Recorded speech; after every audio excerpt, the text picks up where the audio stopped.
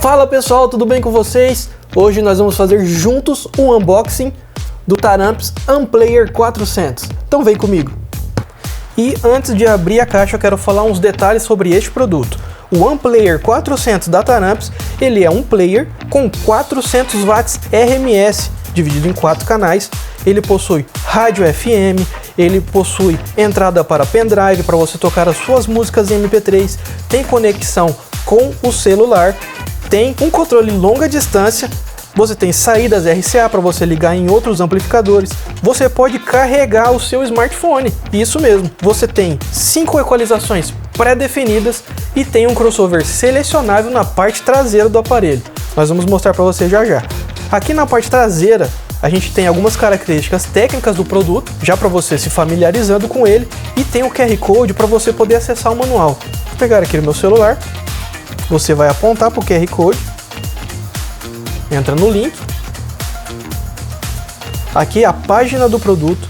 Na página do produto, além de você ter mais especificações sobre ele, você tem acesso às imagens e também acesso ao manual do produto. Aqui está o manual com todas as informações deste produto. Então chega de enrolação, vamos abrir a caixa. Então aqui na parte de cima nós temos o controle longa distância, o chicote e a chave para quando você precisar remover o seu aparelho do veículo. Vamos lá? Controle longa distância. Aqui um mimo para vocês, cordãozinho para pendurar o controle longa distância. Os conectores do rádio, é sempre importante utilizá-los. Duas chaves para fazer a remoção do aparelho quando necessário. E o Unplayer.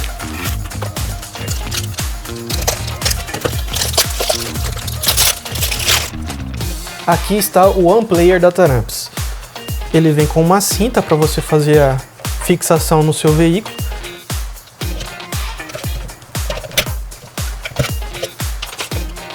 Aqui temos a parte frontal do aparelho, botão de source e volume, os botões frontais com múltiplas funções, entrada para o pendrive, e aqui na parte traseira, a saída RCA, o crossover para a parte frontal e para a parte traseira, tem HPF, Full e LPF em ambos seletores.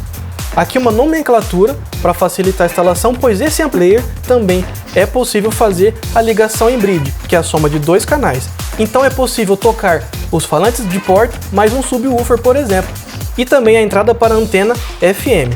Esse é o Unplayer 400 da Taramps.